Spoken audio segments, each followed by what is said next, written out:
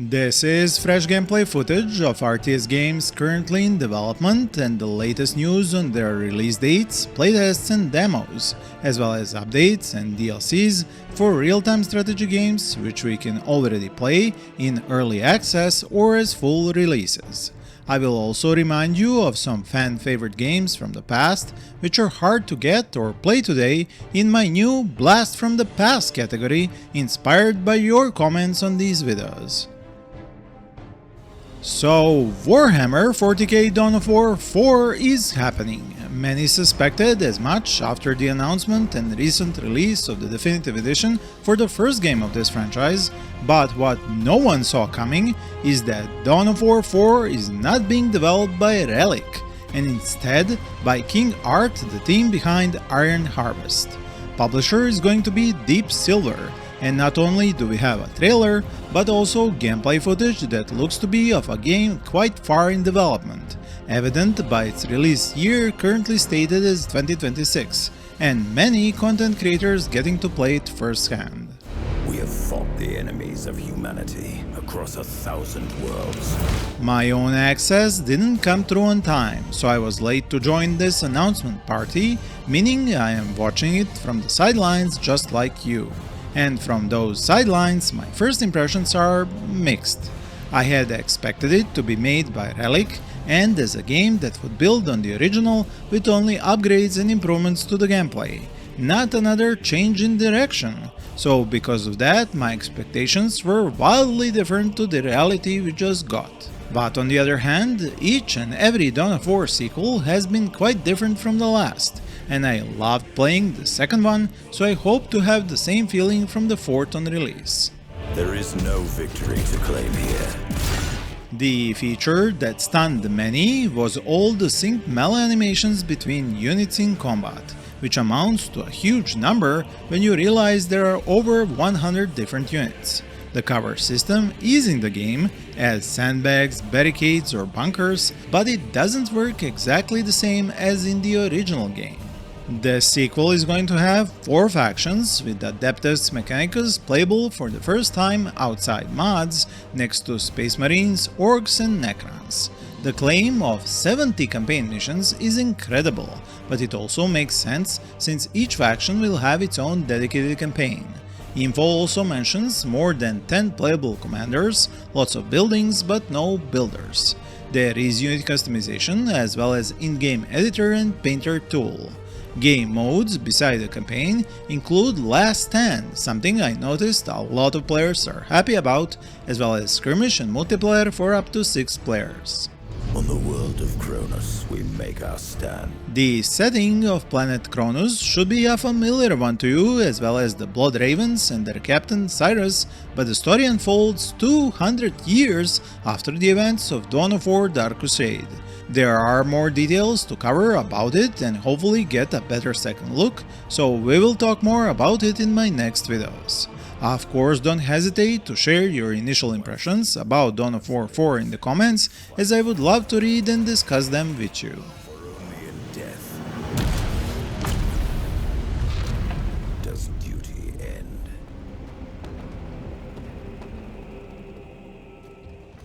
As if to drive home the point on just how much the RTS genre is live and kicking, the publisher and developer Stardock Entertainment announced Ashes of the Singularity II. With this sequel, developers at RTS Games are going to bring 3 playable factions, new multiplayer modes, including co-op and the competitive ones, a story-driven campaign and a strategic zoom feature. They promise bigger battlefields than ever, but controlling them will be made easier by a system of regions instead of managing individual buildings, along with a control system that will even be able to fit on a handheld controller. The army system returns, helping you command hundreds of units within them, borrowing concepts from Total War and Kohan, as the devs explained in their first blog. Smarter AI to fight against is also promised. From their second dev journal on Steam, we also learn more about the lore of this game, and it is a very interesting read. The release date of Ashes of the Singularity II is sometime in 2026, and from a developer comment on Steam discussion boards, they won't be taking a similar approach to Sins 2. So, no early access period, just a full launch with improving the game through many updates, reading through player feedback and incorporating that into the game. I hope to bring you gameplay, updates and news on Ashes of the Singularity 2 regularly in future videos, and especially if my US visa comes through and I go to Stardock's HQ in Detroit, where I have been invited to their Stardock Oktoberfest. Now, that is one tough act to follow, but there is a strong contender in the form of a Homeworld spiritual successor. I have shown you Masada once before, but the developer has made progress and has sent me new footage and info to share with you all. Let me remind you that this is going to be a fleet-based space sci-fi single-player open-world game with NPC ships and fleets going about their business. Masada is obviously inspired by Homeworld, but mixed with RPG elements from Kenshi, like how you can build and customize ships to be more tanky or damage dealers. Of special note are projectiles and beams, which are simulated and keep going until they hit something, while ships will have separate subsystems with their own HP pools, and damage to them will affect ship capabilities like flight or combat. Masada can already handle huge battles of 500 to 1000 ships, while when it comes to new content, devs have shown designs for the listening outposts, which differ from stations because they can have turrets and are destructible. These have the capability to continuously replace and construct new ships until destroyed. There is also footage of the new sensor mode, while the map texture and the environment in it is just a placeholder for now. While we wait for the demo, we can already wishlist Masada on its Steam store page, and if you want to join the developer team, the door is open. Warning, missile approaching. To tell you the truth about another indie RTS game project, I was disappointed with the small reception after Shrot launched on Steam. It breathes and screams old school in so many ways that I really hoped more people would be interested in it. Despite this, its indie dev has reworked the game's tutorial and onboarding missions, did difficulty balancing, made sure to let players change difficulty at any point, while also making the game completely playable just with the mouse, despite having a whole host of keyboard keys for controlling everything. If you have never seen my dedicated video on this indie gem, linked up here and in the description, let me just tell you that it is set on a desert alien planet with 3 clans in combat, with lots of base building, resource collection, fun music and challenging gameplay. Now I want to introduce you to a new section that I'm adding into RTS news videos, and I'm calling this one Blast from the Past. This is the War of the Ring. From now on, I'm going to pick some of the old and usually hard to even get a hold of RTS games that I remember or which you have mentioned in the comments of my videos. First of these is The Lord of the Rings War of the Ring, which at this point can only be found on abandonware websites. You have taken control of a place of power. This game is actually like a Lord of the Rings themed Battle Realms or Warcraft 3. If you don't know what Battle Realms is, I made a video on its new Steam edition a while back and I will link it up here and down in the description for you. Anyway, War of the Ring is based on the lore directly from the books and not the movies, meaning that you will see differences in how characters are portrayed, even the looks of entire races. There are both a good and an evil campaign, you can revive heroes, it has in-game cutscenes, there are no neutral creeps, but it does offer several different multiplayer modes to play in. If you remember this game to this day, please share your experiences of it with us all in the comments. An upgrade has been complete. Now, how about a spiritual successor of CNC in the form of Red Chaos the Strict Order? This is another indie project I have showcased many times before, but now it has a new demo out on Steam. It features improved gameplay, new units, effects, sounds, voiceovers, and more, with an invitation by its developers for us all to give them lots of feedback to improve even further. Their early access version will become available in September of 2025, and the level of polish it has received thus far is noticeable. Both combat and base building are smoother, faster, simpler, and have new quirks and unexpected options. Units do have abilities increasing their stats in some way for a short amount of time, walls can be built along with defensive buildings, super weapons and special powers can be deployed against enemies, and the resource collection is as simple as it gets and very familiar to any CNC Generals player. Let me know if you plan to give the demo a spin, or if you already have, what are your impressions? With so many indie developers making RTS games these days, I have personally been hoping they would forge together into a new dev studio, like the titans of old, and put their creative differences aside to make a high-quality big RTS you all yearned for. And as maybe one of the first steps towards this dream of mine, several indie dev teams have banded together in creating a special bundle of their games on Steam for sale, calling it the Indie Strategy Mega Bundle. With this one you can get a special discount, while the games in this bundle will probably be well known to most of you, especially if you watch my videos. There are space and even horror RTS and tactical games, unit combat and base building games with old school graphics, as well as games with totally new and unique gameplay ideas, like growing biological units. The link to this bundle's Steam store page is in the description below. Jumping ahead to a new game and its latest DLC, but back in time when it comes to the team, I want to tell you about Age of Empires IV Dynasties of the East, coming out on the 4th of November. This announcement came right after the latest update, which saw the Winds of Change seasonal event being added to the core game, introducing a fresh set of challenges and the chaotic climate game mode. You should also be aware that Age of Empires IV is getting a release version for PlayStation 5, also on the 4th of November. Now with this future DLC, the base game is expanded with 4 new civilizations, those being the Golden Horde, the Macedonian Dynasty, Sengoku Dynamo and the Tughlaq Dynasty, as well as 8 maps and 6 biomes for single and multiplayer matches. Do note, these dynasties are variants on the already known civilizations, but each one does have a description of faction-specific mechanics. Now I want to show you something entirely different, and even if it's not very relatable to an RTS game, you are aware I try to support as many indie devs as I can, so let's spend 30 seconds learning about Brain Hack Squad, which has a demo available on itch.io. In essence, it is a tactical real-time game in which you can pause to get a better overview of the situation you have gotten your cybernetic agents into as they fight rival groups for control of the city. You can upgrade your team members, deploy informants, even brainwash enemy agents, hence the title.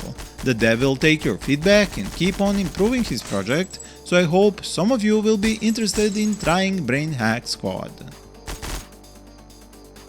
Another game which you can try out, as it has a time-limited demo on Steam, is Coloniser. This one is actually similar to Age of Empires, and I have shown it to you several times before in various stages of development.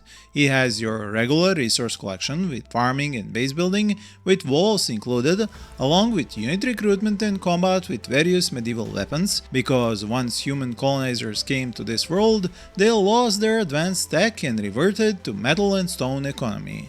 What is important to remember is that the player count in multiplayer is at MMO levels, and servers will run for 90 days. There is a tech tree which will let you differentiate your colony from other players, and recent changes in gameplay and camera mode made it more in line with similar games you have probably grown up playing. Yet another indie project you can try out during its playtest on Steam is Atre Dominance Wars. This is another game you should already be familiar with if you watch my videos regularly, but for those who don't, here is a short description. This is a real-time game which mixes god game elements with the 4X genre to produce a final game that reminds of Heroes of Might and Magic, but with a different take on that kind of a game. Its world is dynamic but also procedurally generated. There are unique races at war, and they have created a level editor for it. Other gameplay features include diplomacy, spellcasting, economy management, events with choices for the player, technology research, and crafting. In every region of the game world, there are various buildings you can build that will enable you to specialize a region into warfare, economy, or magic. I hope you will give it a try and let me and its devs know do you like it. There are several other games which received important updates, including Broken Arrow, about which you can learn more in this video linked up here and down in the description. Its 1.09 version now offers 3 new PvE scenarios for 1 to 3 players, as well as easier creation for custom lobbies. Additionally, in the battle review screen, you can now look at the detailed breakdown of each player's units and their kills, as well as use cheats in single player without getting banned. Beyond a number of fixes, the unit and map balance was the most important topic of this patch. Standard artillery and guard tanks will be a bit more expensive, while ballistic missiles should find more use. Grad incendiary weapons and AC-130 have received nerfs along with heli-fired cruise missiles. There were many more balancing changes, so make sure to read the whole patch notes and let me know what you think of the changes. Most importantly, devs have posted a new Q&A in which they explained how saving and loading as well as the replay system are going to require a lot of time to implement, while a spectator mode will be added much sooner than that.